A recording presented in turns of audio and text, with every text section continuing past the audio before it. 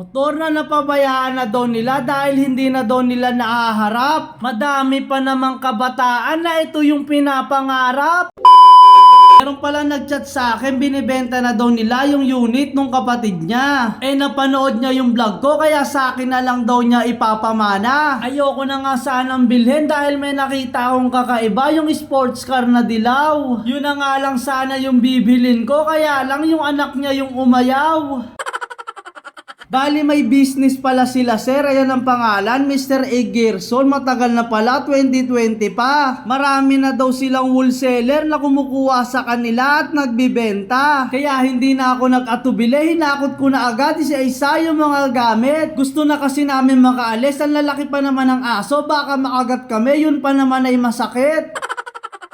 Kaya binuhat na agad namin yung motor para maisakay na sa sasakyan at makauwi na. Para makita nyo na kung ano-ano yung mga gagawin at para umandar na. Kaya kinabukasan nilabas ko na sa bahay para malaman natin kung ano-ano yung mga gagawin. Pinahirapan pa ako magtulak kasi kahit anong tulak ko, yung gulong sa harap ang hirap paikutin. Ito pala yung itsura ng motor, napakaganda pa at napakakinis. Ito lang yung pinoproblema ko, yung panggilid sobrang dumi, ang hirap pa naman maglinis. Ito namang makina ay puro alikabok at may mga dumi-dumi pa. Pero syempre, i-check natin yung balikbayan box na galing sa kanila.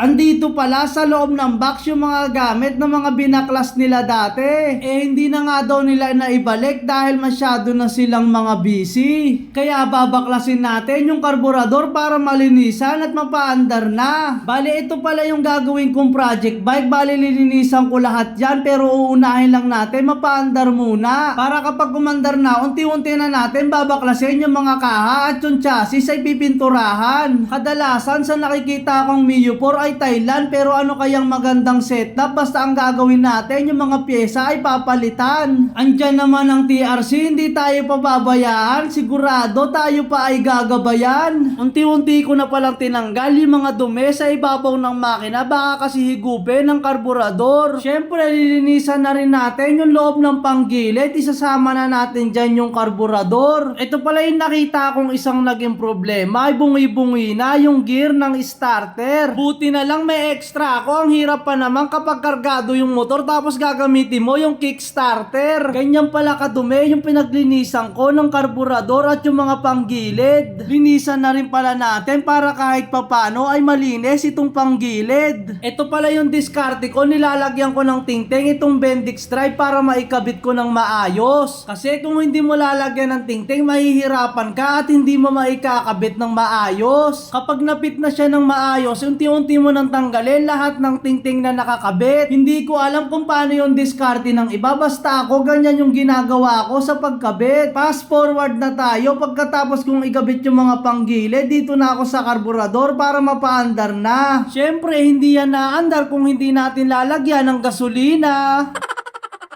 Dito ay marami nagtataka bakit pag minapaandar ko daw yung ibang motor ay hindi ako nag-change oil. Nakakalimutan ko lang kasing ipakita sa camera pero lahat yun ay nag-change oil. Share ko na rin sa inyo kung ano ba yung ginagamit kong langis sa mga motor ko. Yan lang naman, speed metal, yan na rin yung gamitin nyo, panigurado, garantisado. Pagkatapos kong mag-change oil, ano pang iniintay? Start na agad yan.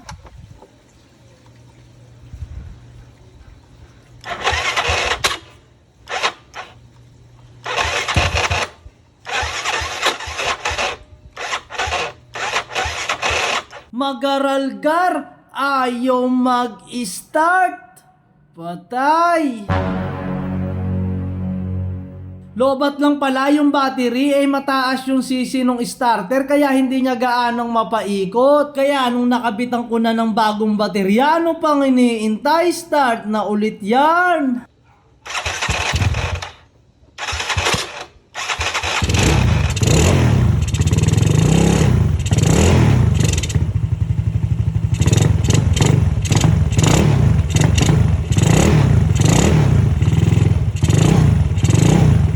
Dahil umaandar na yung motor, hindi pwedeng hindi natin te-testingin yan. Kaya ano pang iniintay? Testingin mo na yan.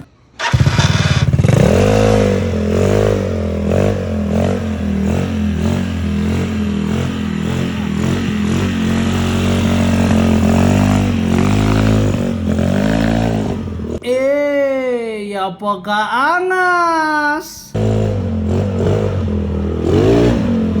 Pwede na natin simulan itong project bike kaya isip kayo ng pangalan. So hanggang dito na lang ulit yung video kaya salamat sa panunood. Ingat! Eto na yung part 2 na inaabangan na ng marami. Umaandar na ngayon at pwede nang magamit yung nakatambak lang dati.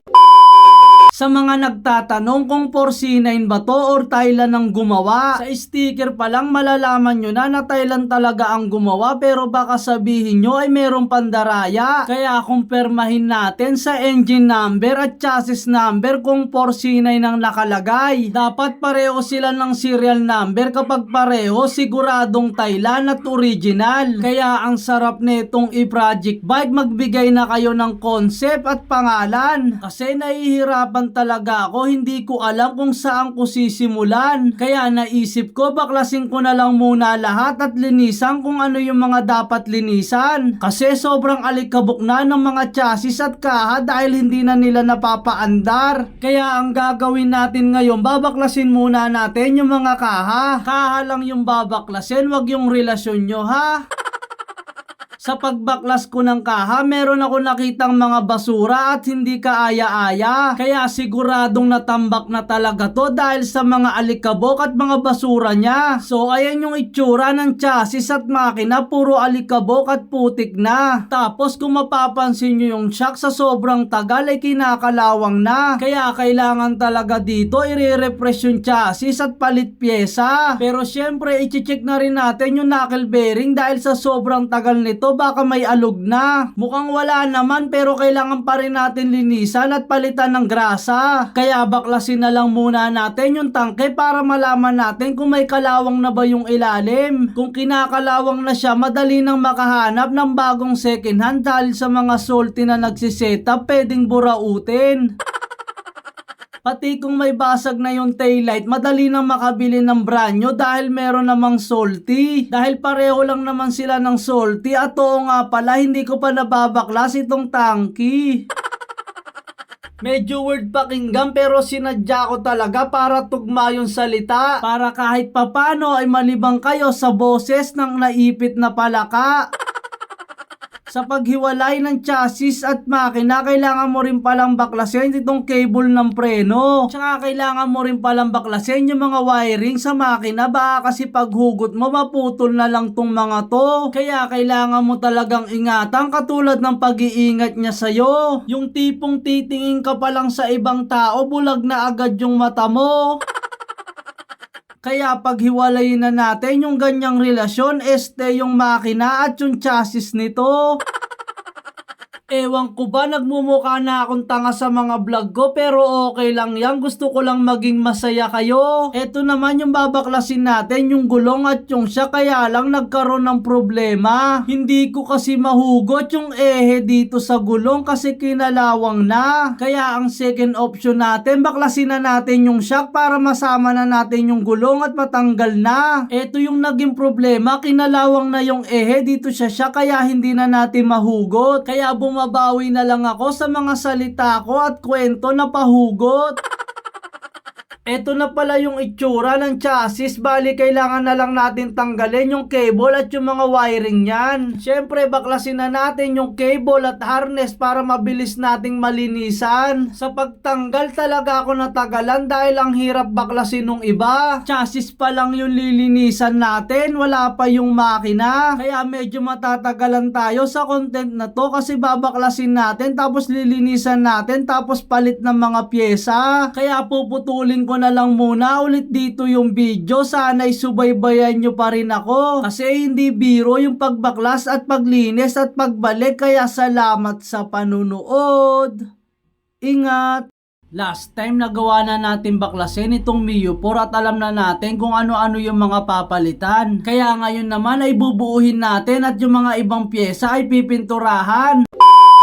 Ito pala yung magiging project bike natin. Hindi ko pa rin alam kung ano yung magiging setup nito, pero bahala na kung ano yung kalalabasan. Basta ang magiging setup natin dito ay for sponsorship at hindi tayo gagastos kahit anong pera man. Syempre ipapakita ko rin naman sa inyo kung sino-sino yung mga nag-sponsor. Basta ang kailangan lang natin bigyang kapalit yung mga nag-sponsor. Katulad na lang ng pag-promote ng kanilang mga produkto. Kaya sa may mga offer dyan, i-PM nyo na ako. Ako nang bahala mag-promote ng inyong produkto.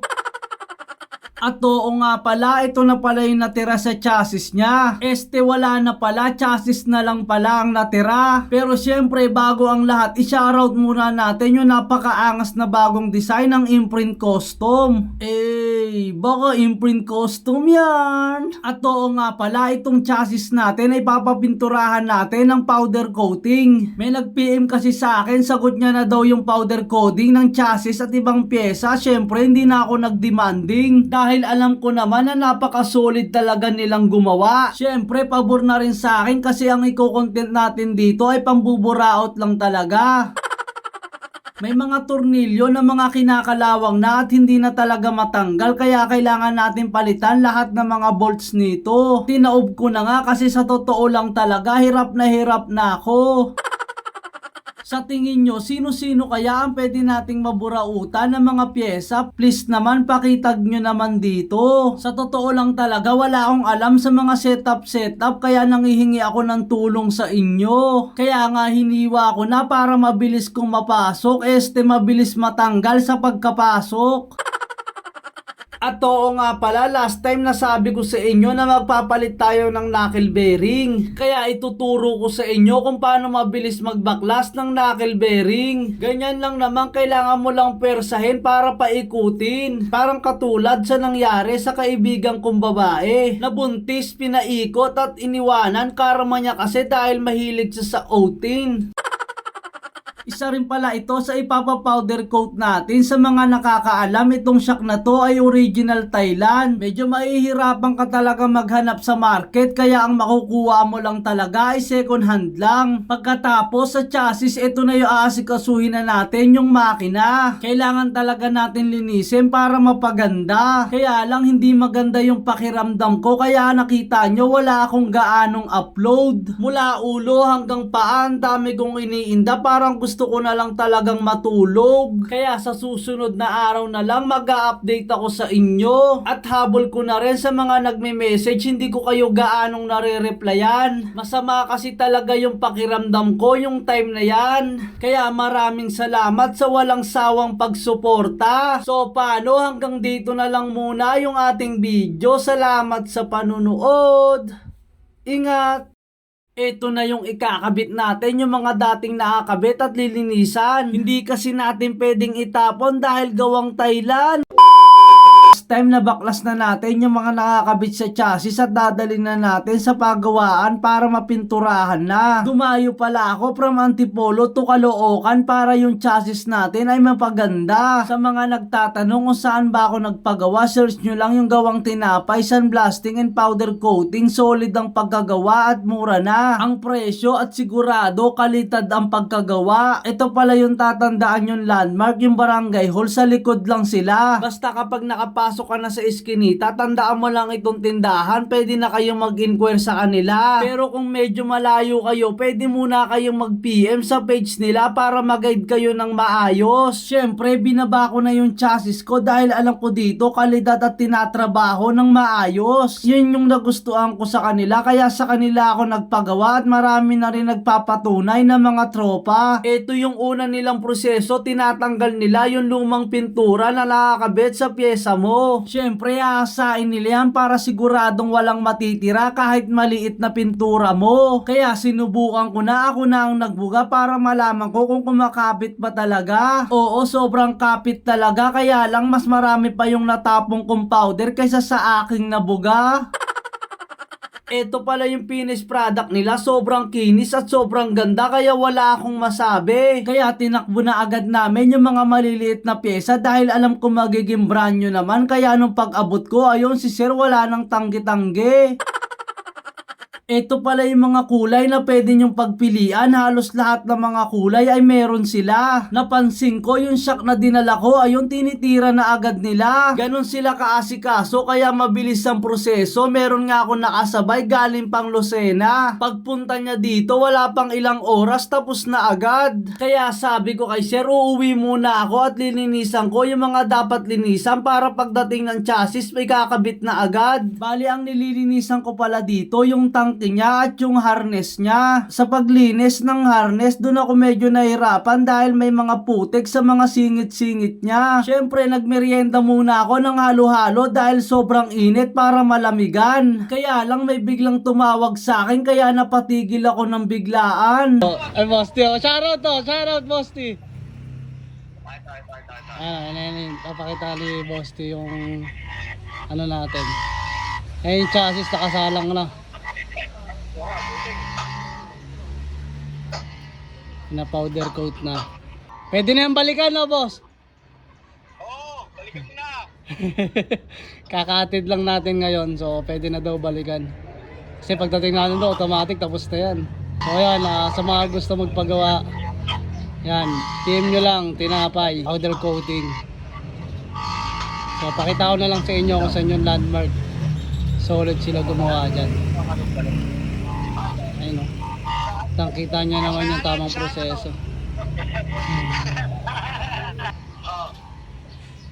Kaya nagpatuloy na ako maglinis ng harness dahil alam ko matatapos na yung chassis. Siyempre lilinisan na rin natin yung makina para maikabit na natin pagdating ng chassis. Kaya abangan nyo yung susunod na kabanata. Kaya salamat sa panunood. Ingat! Powder coating gawang tinapay official. Sobrang ganda ng pagkagawa kaya ang linis niyang tingnan.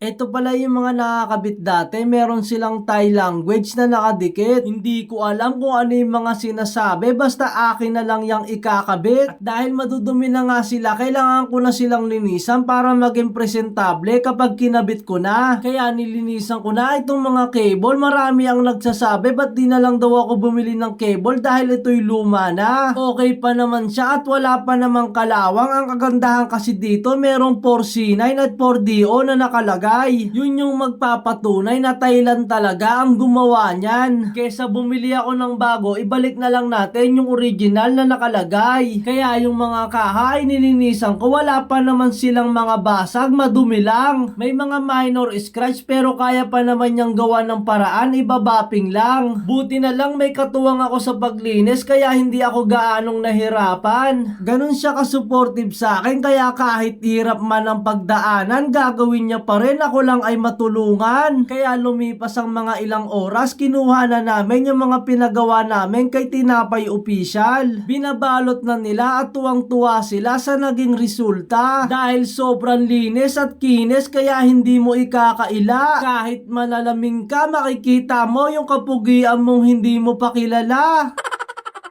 Panapanahon kasi yan, kumbaga sa kapugian natin ay di pa umuusbong. Panapanahon kasi yan, magkakaiba ng buwan o taon. Kaya ipanalangin mo, sumang-ayon na sa'yo yung panahon.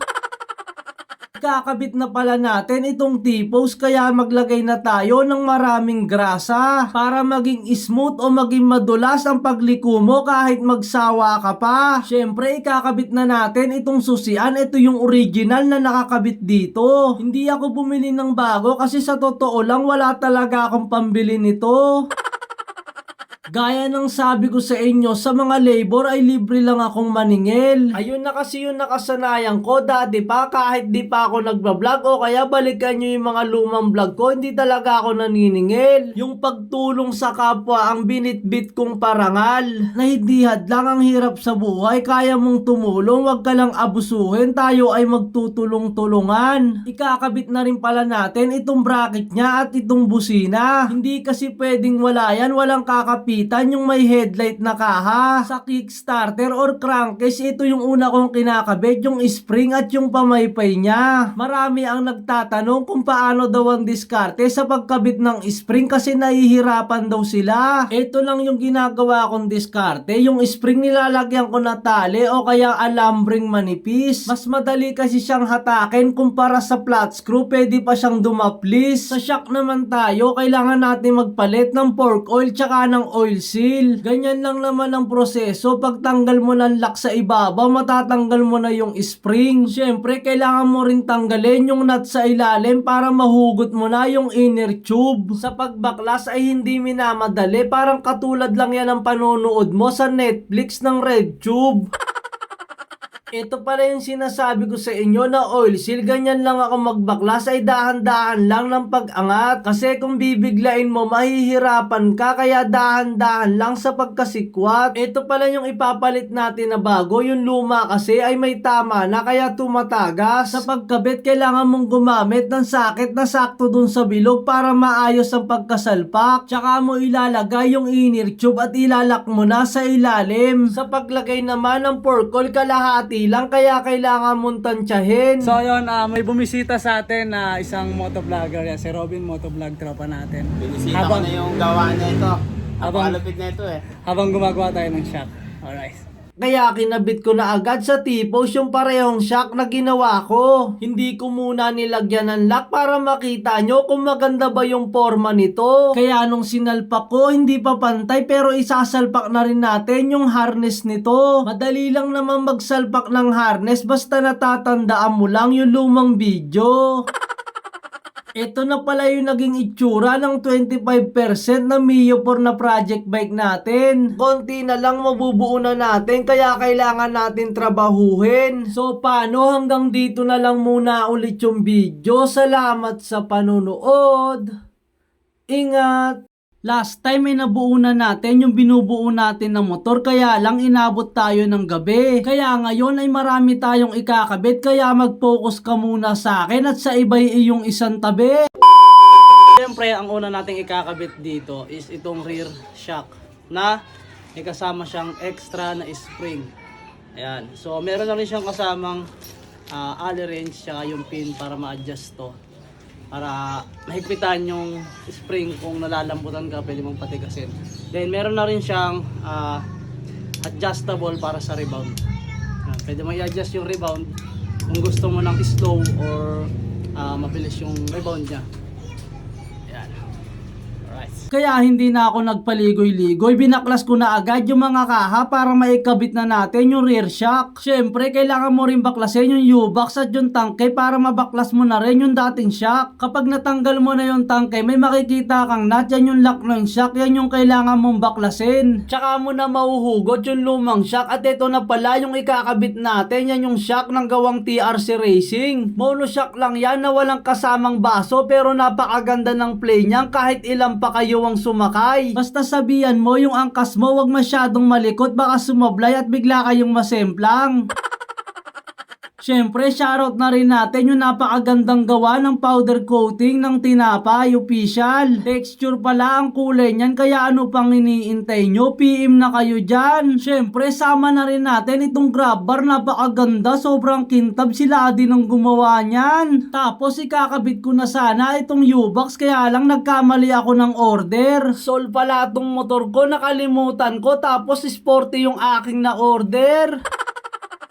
Minsan talaga ay may pagkukulang din at pagkakamali kaya wag mong sabihin yung sarili mo na ikaw ay perpekto. Kaya lagi kong sinasabi sa sarili ko marami pa akong pagkukulang at marami pa talaga ang mga eksperto. Yun yung kailangan natin malaman at matutunan. Kaya hanggat bata ka pa, palawakin mo na yung iyong nalalaman. Kaya baklasin na rin natin itong kaha na may kasamang headlight para maikabit na natin yung brake master. Ayoko pa nga sanang ikabit ikabit dahil bakbak pa yung mga pintura, pero kailangan natin ikabit to dahil sa pagmumotor ito yung kailangan natin. Tsaka ako na ikinabit itong sakit ng gauge para umilaw at malaman na natin kung gumagana ba talaga. Pero alam ko gumagana to nung kinabitan ko dati ng bagong baterya. Ito pala yung ikakabit natin, CNC Universal Side Mirror. Napakaangas nito kasi yung cover ng salamin ay carbon. Kaya binaklas ko na agad yung plastic para malaman ko na yung napakaganda niyang itsura. Grabe, poging-pogi nung nakita ko sa salamin yung aking itsura.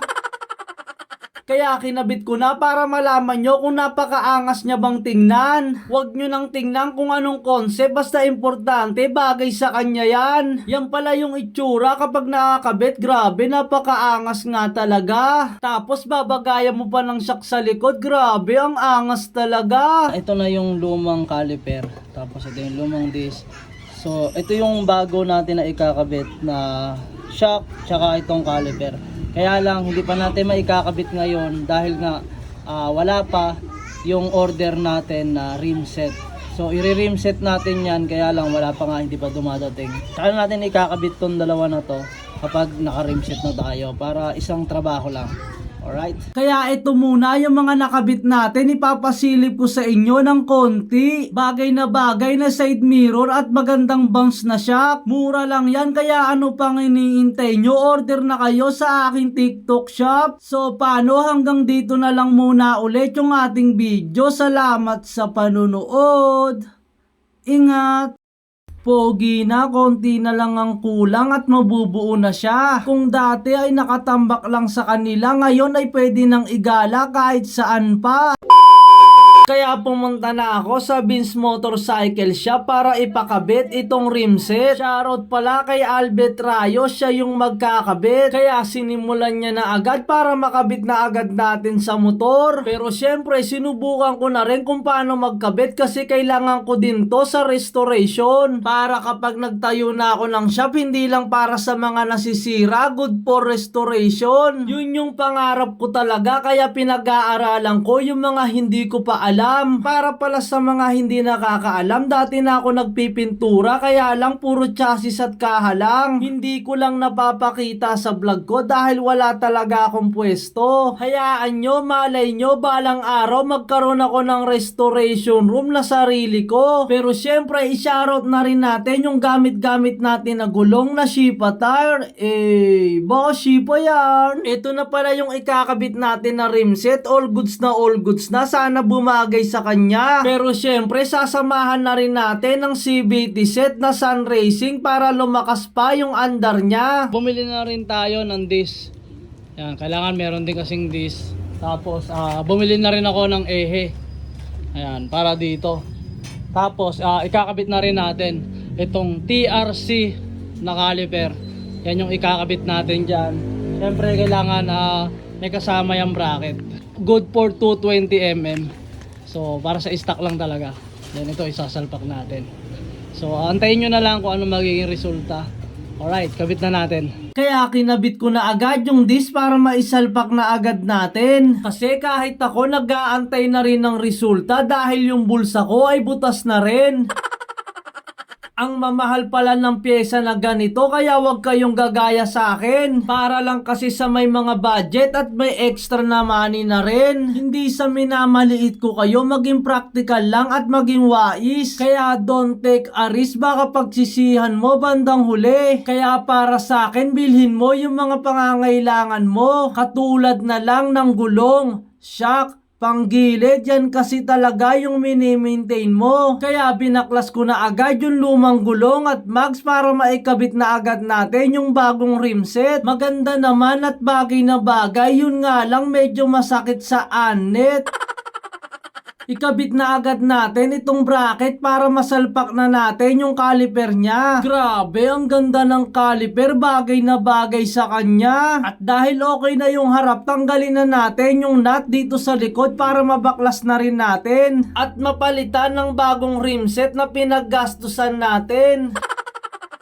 At oo nga pala, share ko na rin sa inyo na si Sun Racing ay hindi lang panggilid, meron na rin silang brake shoe at brake pad. Sa totoo lang, si Sun Racing kaya nang bumuo ng isang buong motor kahit yung motor mo pa ay hubad. Kaya isalpak na natin itong rim set para mapakita ko na sa inyo. Alam ko naiinip na kayo kaya paspasan na natin to. Pagkatapos kong mapapalitan yung U-Box, ito na yung bago. Swak na yan para dito. Kasi kung hindi pa to swak, itatapong ko na talaga to.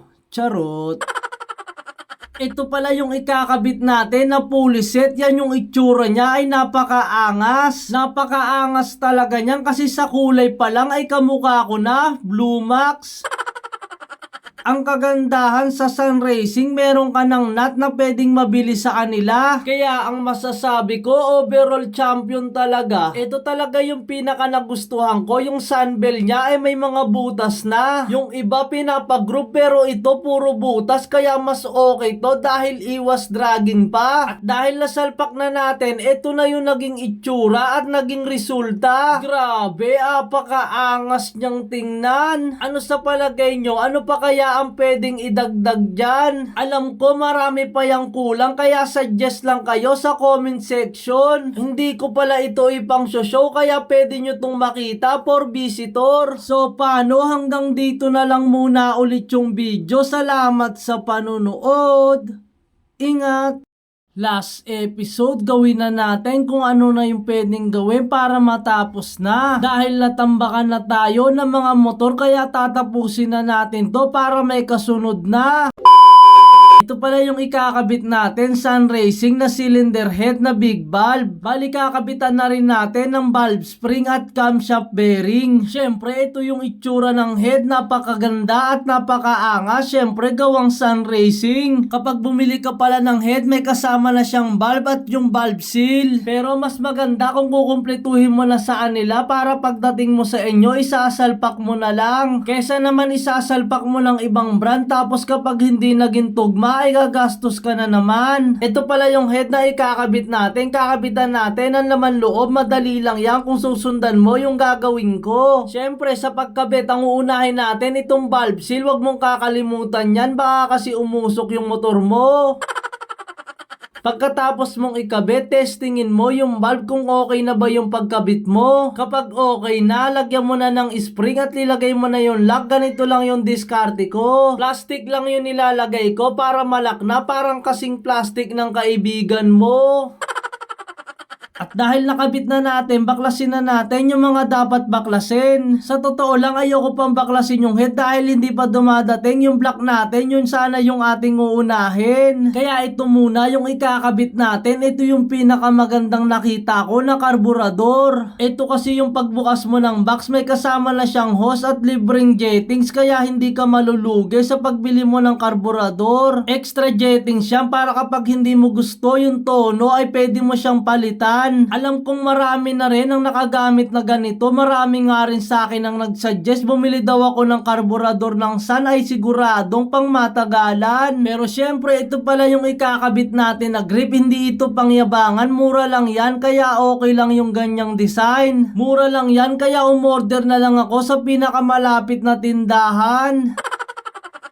Kaya binaklas ko na rin yung mga kaha dahil magpapalit tayo ng cable para maging maayos tingnan. Ang nakakabit kasi dito ay stock cable kaya kapag kinabit ko na yung U-Box ay tinatamaan. May posibilidad kasi na mag-weld kapag naipit tapos nagmamaneho ka pa sa daan. Syempre ayaw natin ng tipid racing, yung tipong kaya namang gawa ng paraan.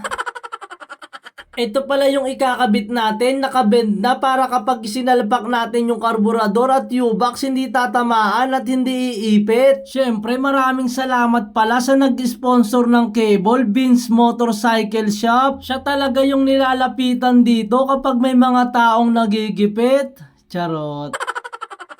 Kaya isalpak na natin kung tugma na nga ba talaga. Grabe, tugmang-tugma nga talaga, napakaganda pa. Kaya isasalpak na natin kung meron bang pagbabago at napakaganda ba ng tono. Pero sure ball, napakaganda nito dahil tugma talaga sa 59 big valve yung 28. Kaya nung nasalpak ko na, napakaganda, tugmang-tugma at napakaganda ng design. Pero syempre sasalpakan na rin natin na ignition coil na high performance na universal. Sa pagtanggal ng luma ay medyo nahirapan ako dahil sobrang sikip. Oops, meron ng ads, please wag mo naman i-skip. At oo nga pala, bumili na rin ako ng body balls para maging presentableng tignan. Ang tagal kasi daw netong na-stock kaya yung mga tornilyo ay kinakalawang. Kaya kinabit ko na agad yung mga tornilyo sa kaha para matesting na natin sa labas. Baka kasi kapag tinesting natin sa labas ay mapahiya tayo, yung mga kaha ay mabaklas-baklas. Kaya testingin na natin kung aandar na ba.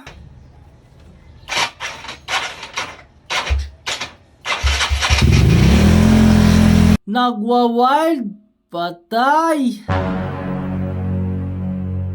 Masyadong mataas lang pala yung minor kaya binabaan ko muna. Pagkatapos kong babaan, ano pang iniintay? Paanda rin na ulit yan.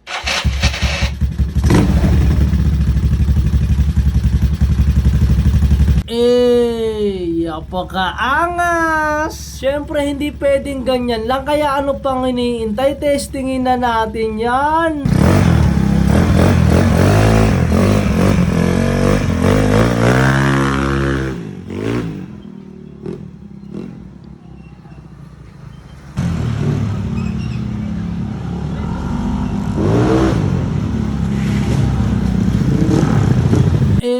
Nagdidrip pa yung likod. Grabe na yan, sir. So, paano? Ito muna yung pinali ko. I-update ko na lang kayo kapag may dinagdag na ulit ako. Marami lang talagang nakapilang motor. Kaya salamat sa panonood.